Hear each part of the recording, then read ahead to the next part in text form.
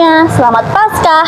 Kembali lagi pada podcast kami pada siang hari ini, podcast Pemuda Culture. Ya, pada podcast kali ini kita akan bahas tentang pertobatan ekologis. Kenapa? Karena kalian sadar gak sih, sama ini kita tuh merayakan kebangkitan Tuhan Yesus, padahal bumi kita tuh sebenarnya tidak baik-baik aja. Maka dari itu, tema podcast kita pada siang hari ini adalah pertobatan ekologis. Lanjut. Tapi sebelum kita membahas podcast kali ini, perkenalkan aku Yafet Dan aku Wila yang akan mendampingi kalian pada podcast hari ini. Tapi kita di sini nggak sendirian loh. Sama siapa? Nah, siapa ya, Wil? Tanpa berlama-lama lah, langsung aja kita panggil Pendeta. Mas Mamu. Yeay, Mas Mama silakan ke sini. Halo. Halo. Kalian udah pada familiar dong pasti sama Mas Mamu ini. Tapi walaupun kalian udah familiar, alangkah baiknya Mas Mamu buat kenalan dulu gak sih? Oke, terima kasih. Halo teman-teman, perkenalkan namaku Mamo atau kalau nama lengkapku Dwi Mukti Putro Hutomo. Aku saat ini berpelayanan di GKJ Wonosari sebagai pendeta jemaat. Kalau boleh tahu Mas Mamu ini asalnya dari mana? Asalku itu dari Jakarta, tapi Wow. orang tuaku aslinya sini, begitu, Ponjong. Terus sekarang aku yang meneruskan. Oh gitu. orang Udah tua lama aku. di sini? Aku di sini udah dari tahun MR dikoreksi ya. Aku 2017 atau 18 gitu. Oh gitu, udah lama ya. Lumayan. Oke, langsung aja kita masuk ke pertanyaan. Oke, ya gimana Kita mau ngobrol-ngobrol nih Mas. Aku deg-degan ya. Aku deg-degan ya. Tema Paskahnya GKJ itu kan tentang ekologis gitu Betul, ya. betul. Makanya kita mau tanya-tanya tentang pertobatan ekologis. Oke kan. Kira-kira apa nih? Aku deg-degan banget sih jadi. Oke, lanjut aja. Apa ya? Kalau dengar kata pertobatan ekologis, kira-kira satu kata yang terlintas di pikiran Mas Mamu itu apa sih? Satu kata tentang pertobatan ekologis. Ya. Ya. Peduli. Peduli. Itu yang menjadi wakil dari satu kata tentang ekologis, peduli. Kenapa tuh? Karena begini, seringkali itu kita gitu ya lebih masif, lebih rakus ketika kita lebih menghancurkan sesuatu, lebih senang rakus. Misalkan kita masih sering banget menggunakan plastik, jajan atau nongkrong di kafe pakai plastik. Nah, kita tuh kurang dengan kepedulian. Peduli itu kita kurang. Kita lebih senang untuk rakus, lebih senang untuk menghancurkan sehingga lupa dengan kata peduli. That's why tadi aku bilang satu kata mewakili tentang ekologis ya peduli. Bagaimana kita peduli dan bagaimana terlebih kita nih sekarang nih anak-anak muda, kalian Gen Z, aku Gen milenial harus peduli, aware gitu kan dengan ekologis, dengan lingkungan begitu. Tapi gimana tuh Mas caranya biar kita tuh bisa peduli? Nah, di situ cara menetapkannya Oke, gimana? caranya adalah pertama kita harus sadar bahwa ketika kita ada di bumi, tugas kita bukan hanya satu, hidup. Ya. Bukan hanya itu saja. Ketika kita hidup di bumi, kita harus menjaga. Bagaimana cara menjaganya? Sadar diri. Mungkin ketika teman-teman sekolah nih, gampangnya adalah bawa tumbler. Itu kan hal yang mudah, Ya, kan? boleh. Tapi ingat kalau ya tumblernya Tupperware, jangan lupa dibawa pulang. Nanti dimarahin ibu Mama, kalian kalau ya. hilang gitu. Terus kemudian ini loh, kayak misalkan beli es teh kan Ya. pakai plastik. Esnya tidak salah, plastiknya lah yang salah. Jadi kan ketika kita mau jajan nih, kita punya tumbler.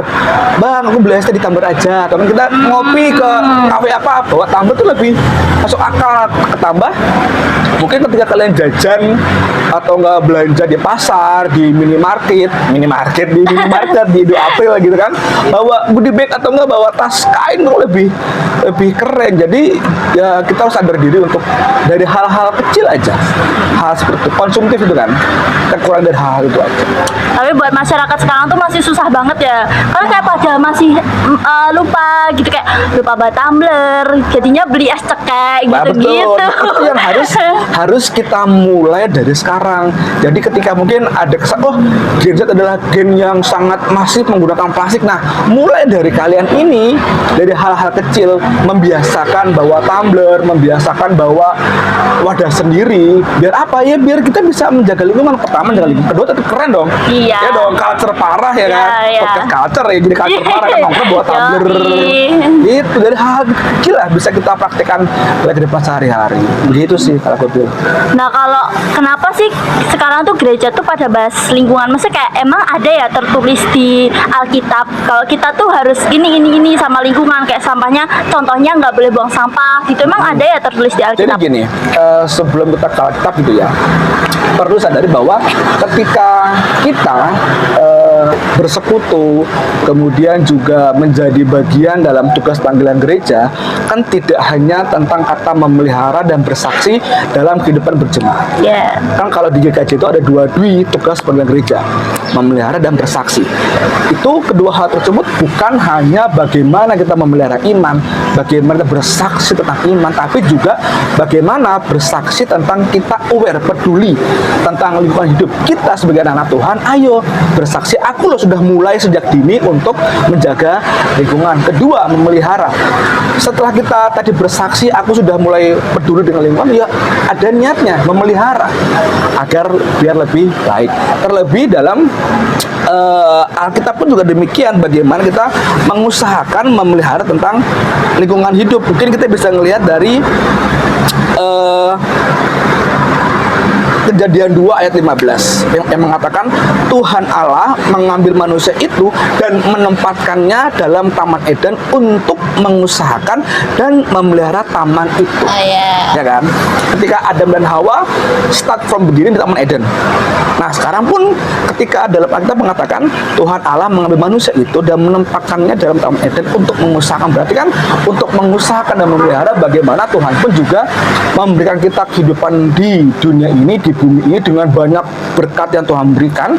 Bagaimana kita mengusahakan menjaga, memelihara juga dengan baik. Misalkan jangan terlalu mengeksploitasi, jangan terlalu masif banget dalam hal mungkin di laut mancing. Yeah. Karena Tuhan kan memberikan kita sumber daya alam, kok kita tidak menggunakan dengan baik. Betul, boleh, tapi jangan masif.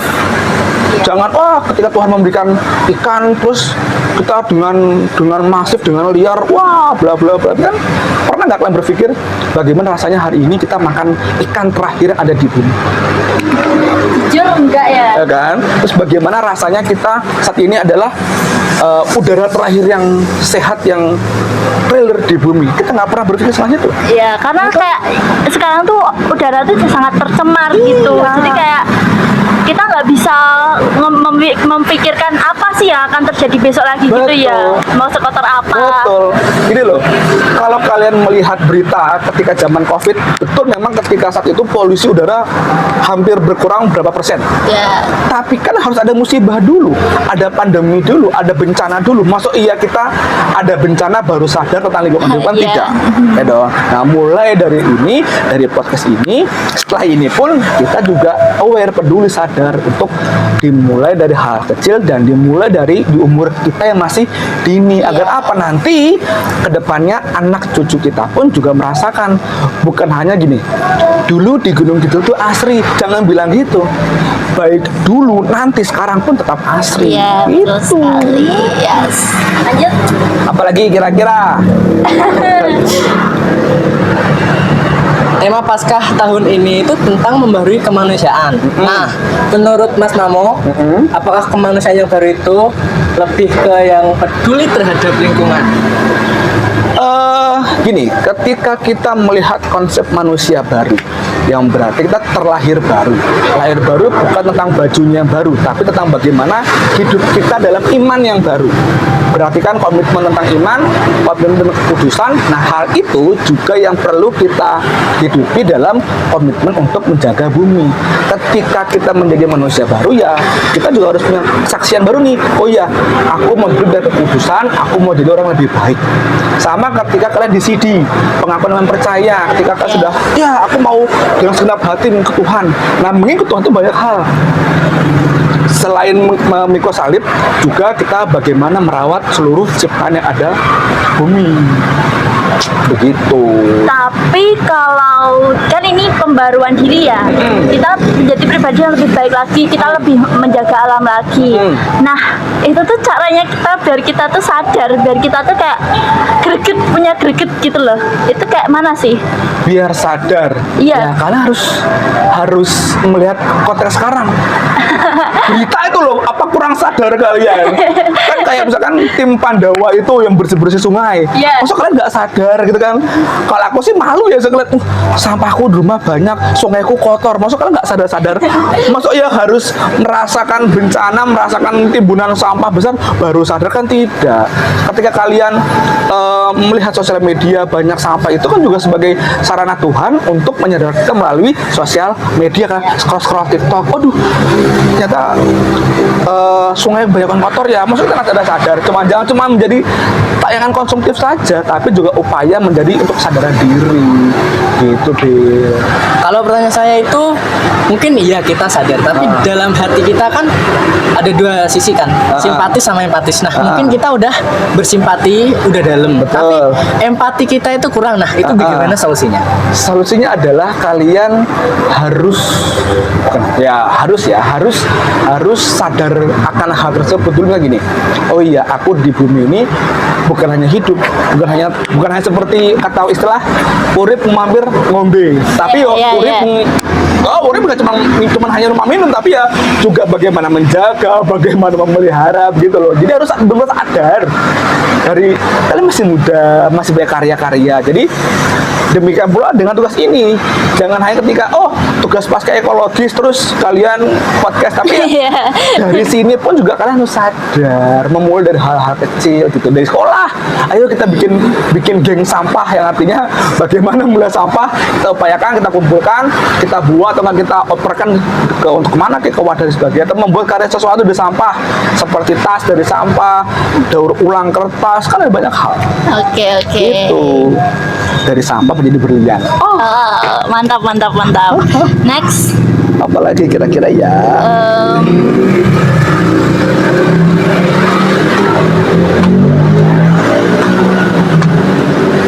Enggak sih.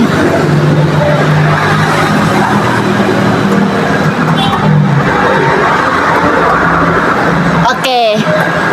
Next ya. Kan kita tuh ya emang akhir-akhir ini kita kayak sadar. Tapi kan kadang tuh kita tuh sadar tuh cuma di awal, kayak kita lagi panas-panasnya gitu. Terus habis itu kita kayak balik lagi, kayak aduh udah lupa lagi kayak gitu. Kita tuh harus gimana biar bisa mempertahankan itu? Komitmen dong. Iya, nah caranya gimana biar kita bisa komitmen? Caranya bagaimana agar kalian bisa komitmen? Caranya adalah ya kalian harus menanamkan bahwa ini juga menjadi salah satu kebutuhan dalam kehidupanku. Ya dong. Karena kan kalian kan juga butuh hidup, butuh tempat tinggal. Kalau kalian tidak sadar akan kebutuhan tersebut dan kalian hanya ya udahlah, cuman hidup kita juga rusak, nggak gitu juga. Harus dimulai dari kesadaran itu. Ya itulah kan. Oke. Sadar dulu, komitmen dulu. Seperti kalian inilah, kayak misalkan kamu sama ini hanya ibarat kata saja. Oke. Komitmenlah dengan demikian pun dengan lingkungan hidup. Komitmen. Misalkan ini kamu punya peliharaan kucing. Ya. Aku berkomitmen untuk menjaga dia. Kan menjaga tidak hanya menjaga, tapi bagaimana memberi makan, demikian pula juga merawat. Gini, kalian coba memulai dari hal kecil. Misalkan kalian berani berkomitmen beli tanaman kecil aja. Oke. Di rumah, yang misalkan apa? Tanaman yang mudah adalah kaktus. Iya, kaktus. Beli kecil. Dilihat sebulan, 2 bulan, 3 bulan, 6 bulan. Kalau 6 bulan kalian gagal dalam hal merawat, berarti kalian gagal untuk mulai salah satu. Oke. Karena apa? Kaktus adalah salah satu tanaman yang mudah untuk dijaga. Nggak terlalu banyak butuh air, tapi berani panas. Pokoknya cobalah, ayo kita mencoba dari hal tersebut, dilihat bisa nggak kalian menjaga. Kalau kalian tidak bisa menjaga hal itu, berarti ya kembali dilihat, berarti ada yang salah dalam diri kalian. Oke. Ya dong. Nanti Mas Syafat langsung nyoba sampai rumah, langsung beli kaktus nanti. Oke, nih terakhir ya Oke. Mas Mamo. Kita kan apa ya, remaja nih. Nah, apa sih pesan Mas Mamo buat kami para muda supaya tetap menjaga dan semangat terus untuk apa ya, merawat lingkungan ini gitulah. Pesannya, Ya. jadilah Gen Z ya kalian. Yes. Gen Z yang kreatif tanpa merusak alam. Oke. Justru aku memandang Gen Z itu sebagai kaum yang sangat full energy. Kalian bisa membuat segala sesuatu dengan hebat dengan kekreativitasan kalian. Mungkin aku sadar bahwa genku, gen milenial mungkin itu tidak sekreatif kalian. Jadi bangunlah dari saat ini, detik ini, ciptakan bahwa Gen Z itu bukan hanya sebagai gen yang malas-malasan, yang capek gitu kan, Yes. maunya yang enak-enak saja, tapi mulailah dari hal-hal yang simpel, sederhana, tapi memiliki makna, membuat segala sesuatu yang berbeda. Karena aku yakin Gen Z itu adalah gen yang luar biasa. Jadi buatlah suatu karya yang bisa menjadi kehidupan kalian. Oke, Gen Z bisa, Gen Z bisa, Gen Z keren, Gen Z Yes. bisa. Culture. Oke. Les nih, les. Enggak sih, ini loh yang tutup. Selesai nih. Ya udah selesai. Aku belum banyak tanya loh. Oke. Ya kira-kira begitu ya teman-teman podcast hari ini. Kalau misal ada yang kurang mungkin ya bisa kalian tanyakan sendiri nanti komen-komennya. Bisa. Tetap main ke rumahku gitu kan. Atau kita ngobrol bareng, ngopi bareng gitu kan. Nanti kalau kalian ngajak Mas Mamo ini ngopi selalu bisa kok. Pasti bisa ngopi Ya, culture ya. terima kasih banyak ya Siap, Mas Mamo siap. atas Thank you, guys. podcastnya Thank you, hari thank you, thank you. ini. Semoga kita para pemuda culture ini bisa bisa menjaga lingkungan dengan Ya baik. harus dong, harus. Pokoknya say no to plastik. Yes.